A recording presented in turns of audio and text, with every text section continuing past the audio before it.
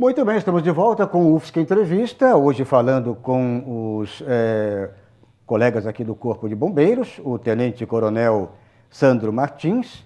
Ele é comandante do 10º Batalhão de Bombeiro Militar, que fica em São José, toda aquela região continental, inclusive atendido pelo batalhão, né? E ele também coordena aqui o 16º Senabom. E com o Coronel César Assunção Nunes, ele é comandante da da primeira região Bombeiro Militar de Santa Catarina.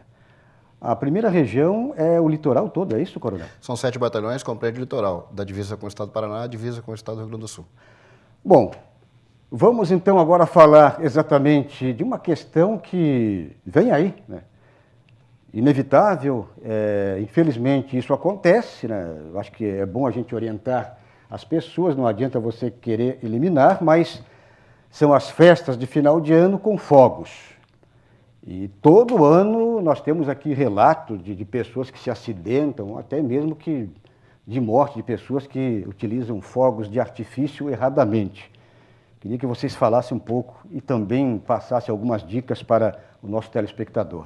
Então a gente sempre orienta assim, todo o produto, né, que é um pirofórico, né, esses materiais que são caracterizados, né, aliás, pirotécnicos, esses pirotécnicos, de certa forma, eles possuem instruções de uso, certo? E que talvez seja a melhor dica de que se a pessoa vai utilizar esses produtos, que ela, de certa forma, observe o rótulo, porque ele tem todo o cuidado como distância, local para projeção e assim por diante. O que nós recomendamos é sim, numa queima de fogos, onde ela vai ser realizada de forma mais localizada, né, de que sempre seja submetida à prestação do Corpo de Bombeiros, para que a gente possa ter um responsável por ela, ter a certeza, né, de que os fogos estarão protegidos, que não haverá uma detonação prévia, né, de que a instalação está sendo feita dentro de alguns critérios. Deve ter um comunicado, então, sim, para sim, perfeito. Mas isso é verdade, sim. No final do ano, sempre nós temos aí um número muito grande de amputações, de explosão na mão, de queimaduras, de ferimentos auriculares, de lesões provocadas por explosões desses Agora, materiais. existe, eu diria assim, proibição para quem, de forma errada, execute esse tipo aí de prática?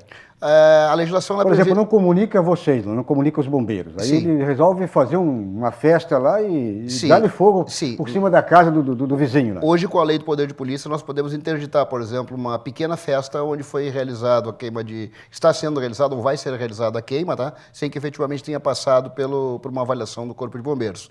E é muito comum, no final do ano, nós enfrentarmos isso com as prefeituras, né, que acabam, de certa forma, realizando esses eventos sem que passe efetivamente pelo Corpo de Bombeiros.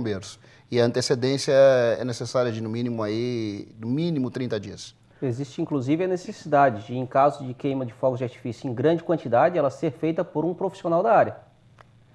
E outro fator bastante importante é, já no mar, não ingerir bebida alcoólica. Para soltar esse tipo de equipamento, para usar esse tipo de equipamento, de jeito nenhum o uso de bebida alcoólica, que vai deixar a pessoa com uma certa debilidade nos sentidos e vai facilitar com que ocorra aí um acidente com uma característica própria pelo uso da bebida alcoólica. E mesmo essa pessoa que, no caso, vai soltar aqueles fogos avulsos, né? Aquele caseiro mesmo, ele deve ter um conhecimento de manuseio. Claro. Queira ou não, ele está usando uma arma. É por isso, ele passa a ser uma arma. É por isso que a gente sempre recomenda, né? Cada equipamento desse, né? Cada fogos desse, ele tem orientações que devem ser seguidas rigorosamente, né? Como evitar a pega mais próxima, como usar o fósforo mais afastado. Por isso que nós não estimulamos efetivamente a queima. A gente orienta os cuidados a partir da própria fabricação do produto. O certo era a pessoa festejar sem fogos. Né? Esse é o ideal. Agora, infelizmente acontece, e é o trabalho de vocês, inclusive, de prevenção, orientação, né? Para que não aconteça o mais trágico. Né? Perfeito. Bom, na sequência, também falando de verão, só que agora vamos falar das inundações, chuvas, o que fazer quando isso acontece, né? Normalmente, chuvas fortes de verão. O que a pessoa faz quando vem uma chuva forte, daí ela percebe que, está subindo e aí eu vou ter que... Os meus móveis eletroeletrônicos, né, que ficam normalmente em parte mais média, baixa, e aí? A gente orienta, primeiro, que desligue a parte elétrica, a fim de que essa água não tenha contato com energia elétrica, que eleve esses móveis, né, e que evite ir para onde existe corrente de água, porque ela pode ser arrastada por essa corrente de água. E normalmente a pessoa, por exemplo, que fica presa em carro, por exemplo, uma pessoa que está num carro, né? E aí ela percebe que ela está ficando ilhada, né? Numa hora dessa aí, o que ela tem que usar, de repente, o telefone, ligar para vocês, ou seja, ela vai ter que tomar uma atitude na hora ali, não tem saída, né? Então, é um problema... Principalmente se tiver corrente de água. Ela pegou no início onde consegue sair com segurança dentro do carro. Primeiro que não atravesse esse carro em regiões inundadas. Ele tem uma lâmina d'água onde ele não sabe a profundidade que ele pode ter do outro lado, que ele não atravesse ela. Em caso que ele vê que a água começa a subir e ele não tem corrente de água, que ele já procure um lugar seco.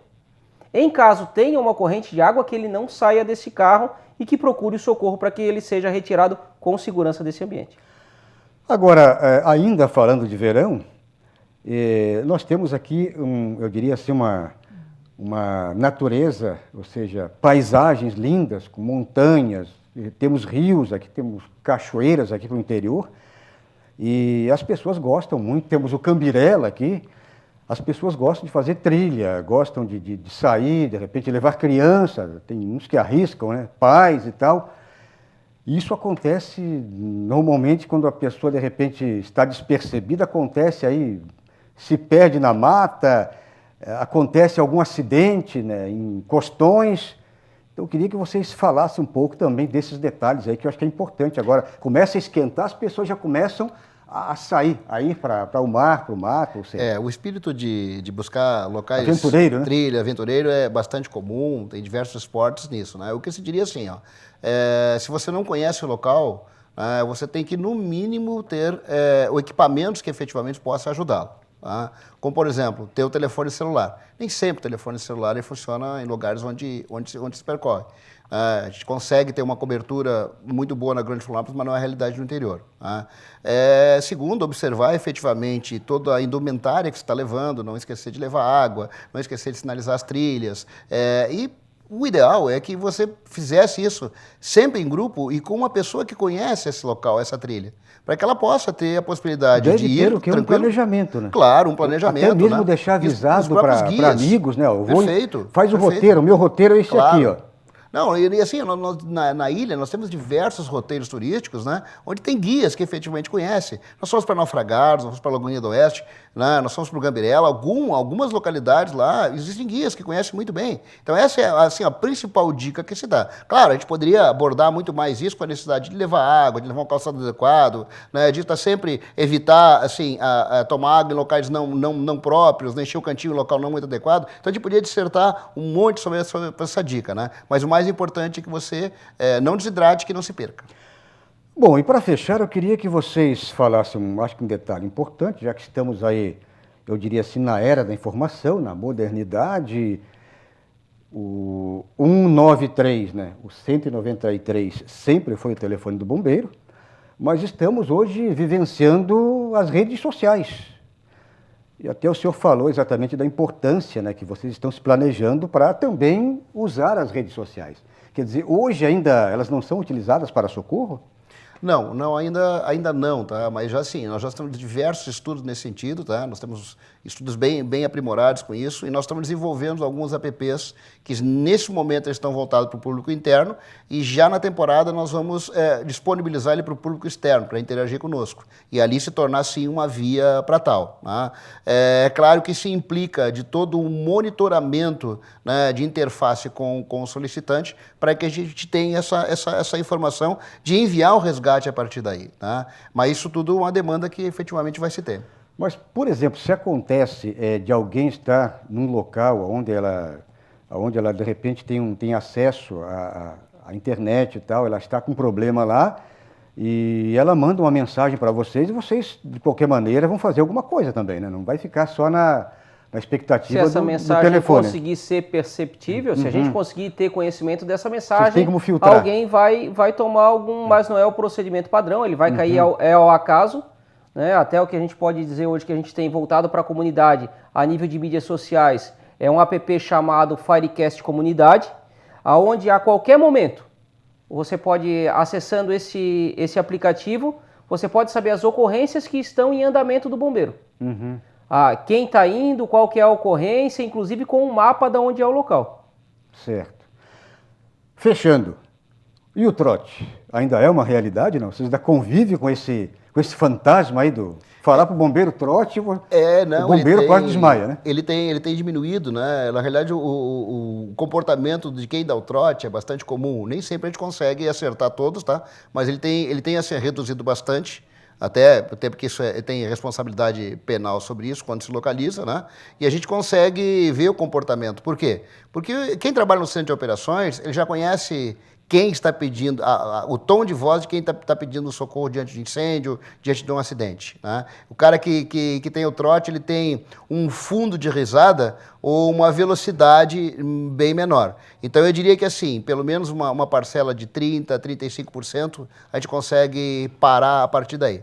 E tem certas outras lógicas, que é a continuidade de socorro, né? A reincidência da ligação, ela permite que a gente tenha alguns mecanismos, né? Independente, claro, de um banco de informações, outras coisas. Então eu diria assim, respondendo a sua pergunta, que o trote ele existe sim, mas ele tem diminuído. Né? Até porque as pessoas têm ficado um pouco mais sensíveis ao custo de que é deslocar um helicóptero, uma lancha, uma embarcação de forma desnecessária. E é um custo, eu diria, genérico, né? Sim, é humano, é material. Perfeito. É utilizar uma estrutura para uma brincadeira. Muito bem. 193 é o telefone do Corpo de Bombeiros Militar. Do Corpo de Bombeiros. Vocês têm um site também, né, que é dos bombeiros, para qualquer também. Tem algumas dicas, algumas orientações também, que é o cbm.sc.gov.br. Ela tem uma interface com o solicitante e que ali ele pode pegar alguns serviços, algumas dicas, principalmente na atividade técnica, né, como a visualização de algumas normas, solicitação de vistorias, né, e alguns recursos que estão disponíveis aí. Mas sempre a necessidade de melhorar. Exatamente. Bom, acho que conseguimos pelo menos, eu diria assim, em termos gerais, passar para você algumas dicas importantes aqui no UFSC Entrevista. E chegamos ao final de mais um programa. Eu queria agradecer aqui a presença do coronel, que é o comandante da 1ª Região Bombeiro Militar de Santa Catarina, César Assunção Nunes. Fica aqui também o nosso agradecimento por ter aceito o nosso convite. Perfeito. E, da mesma forma, também o tenente-coronel Sandro Martins, que é comandante do 10º Batalhão de Bombeiro Militar, fica em São José, e ele também coordena o 16º Senabom. Muito obrigado e até uma próxima oportunidade. Obrigado. Agradecemos também pela sua audiência e o UFSC Entrevista volta numa próxima edição.